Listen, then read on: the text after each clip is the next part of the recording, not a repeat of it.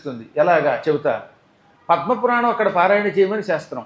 పద్మపురాణం అంతా పారాయణ మనం చేయలేం కదా ఇప్పుడు అక్కడికి వెళ్ళాక.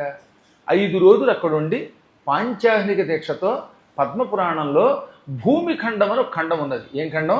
భూమిఖండం. పద్మపురాణం సృష్టిఖండం, భూమిఖండం, స్వర్గఖండం, పాతాళఖండం, ఆదిఖండం, ఉత్తరఖండం అని 6 ఖండములుగా ఉన్నది. అందులో భూమిఖండాన్ని పుష్కర క్షేత్రంలో 5 రోజుల పాటు పారాయణ చేస్తే అటువంటి వాడికి పూర్తిగా అద్భుతమైన రాత వస్తుంది అన్నారు. వాడి జాతకమే మారిపోతుంది. అంత పూర్వం ఉన్న దరిద్రం అంతా పోతుంది, అశాంతి తొలగిపోతుంది, ఉత్సాహం కలుగుతుంది. అందుకని జన్మ దుఃఖాన్ని తొలగించుకోవడానికి అక్కడ పారాయణ చేయాలి. కానీ అందరూ శ్లోకాలు ఎలా పారాయణ చేయగలుగుతారు? శ్లోకం చదవడం అంటే అంత తేలికేం కాదు కదా. అందులో నాగరలిపిలో శ్లోకం ఇచ్చామా ఇంక అయిపోయినట్టే. ఇక్కడ యామ్ యామ్ యామ్ అనుకునేసరికి 6 రోజులు పడుతుంది ఒక శ్లోకానికి. అలాంటి వాళ్ళ కోసం ఏం చెప్పారు? ఇప్పుడు భూమిఖండం నేను ఎలాగో పురాణం చెప్తున్నానుగా, అది యూట్యూబ్లో కూడా పెడుతుందిగా. ఆ యూట్యూబ్లో ఉన్న భూమిఖండ ఉపన్యాసం అక్కడ వినండి చాలా 5 రోజుల పాటు. ఇక మీరు పారాయణ చేసిన దానికంటే ఎక్కువ ఫలితం పొందుతారు. ఇంకా విచిత్రం ఏంటంటే పారాయణ చేసిన వాడి కంటే విన్నవాడికి ఎక్కువ ఫలితం ఉండోయ్.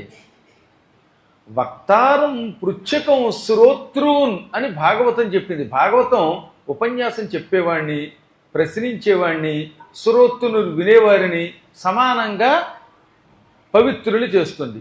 కానీ పద్మపురాణం అంట శ్రవణము చేసిన వాడికి ఎక్కువ ఫలితం ఇస్తుందిట, చదివిన వాడికంటే విన్నవాడికి ఎక్కువ ఫలితం. ఎందుకంటే చదివేవాడికి అప్పుడప్పుడు మూడ్ ఎక్కడికో వెళ్ళిపోతూ ఉంటుంది.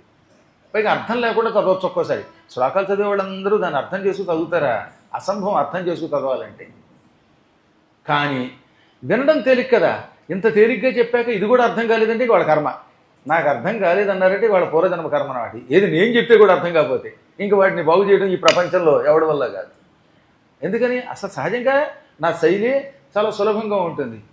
ఇంతవరకు నేను విన్నంతవరకు అక్షరం ముక్కరాని వాళ్ళు, తెలుగు రాని వాళ్ళు కూడా ఇది విన్నాక అర్థమయ్యిందంటే అంత హాయిగా ఉంది అన్నారు.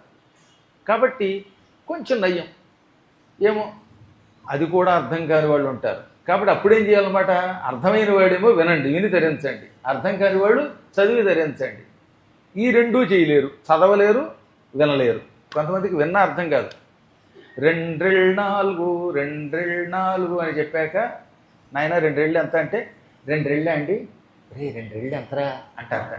అలాంటి మహాత్ములు కూడా వస్తారు అప్పుడప్పుడు పురాణాలకి.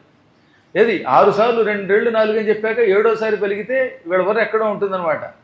అటువంటి వాళ్ళకి వినడము కుదరదు, సరే చదవలేరు. అప్పుడు ఏం చెయ్యాలి? పూజిస్తే చాలు. ఈ పురాణం పట్టుకెళ్ళి పూజించినా చాలు.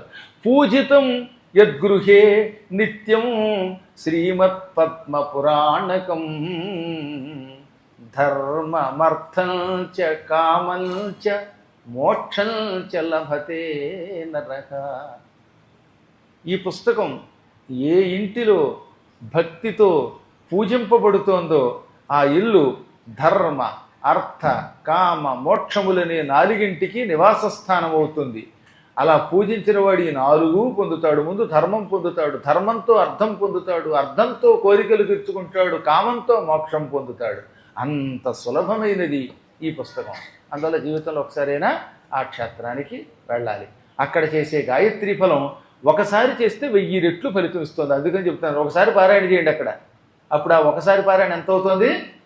1000 పారాయణాలు ఫలితం ఇస్తుంది. ఒకసారి వినండి, 1000 సార్లు పద్మపురాణం విన్న ఫలితం వస్తుంది. ఒక్కసారి గాయత్రి జపం చేయండి, సహస్ర గాయత్రి జప ఫలితం ఇస్తున్నది. ₹1 దానం చేయండి, 1000 రూపాయలు దానం చేసిన ఫలితం వస్తుంది. ఈ విధంగా సహస్ర గుణములు అధికముగా మనకి ఫలితం ఇస్తుంది ఆ ప్రాంతం.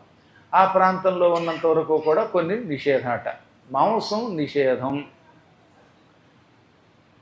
ఇక తర్వాత మందుభైలు చాలామంది ఉన్నారుగా, అది నిషేధం.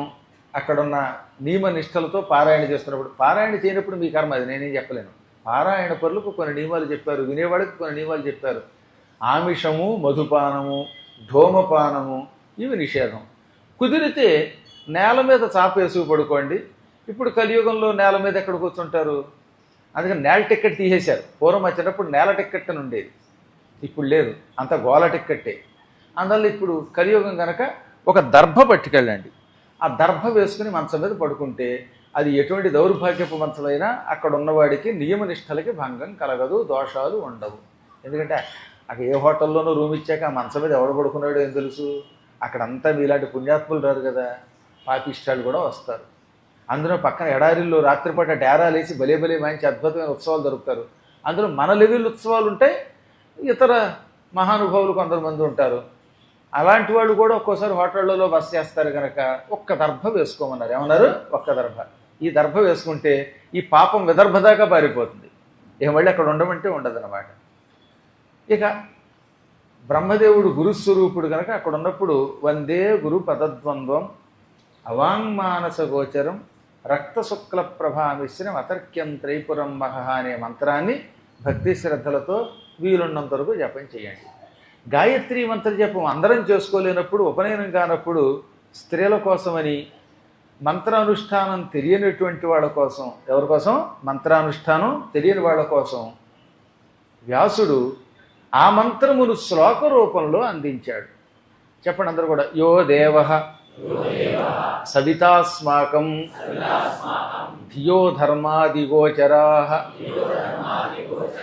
ప్రేరయేత్తస్య యద్భర్గః తద్వరేణ్యముపాస్మహే.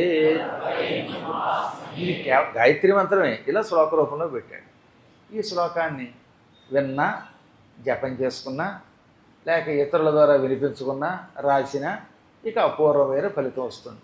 అటువంటి పరమ పవిత్రమైన పుష్కర క్షేత్ర మహాత్మ్యం విన్న మీ అందరికీ కూడా శుభజాతకములు కలుగుగాక.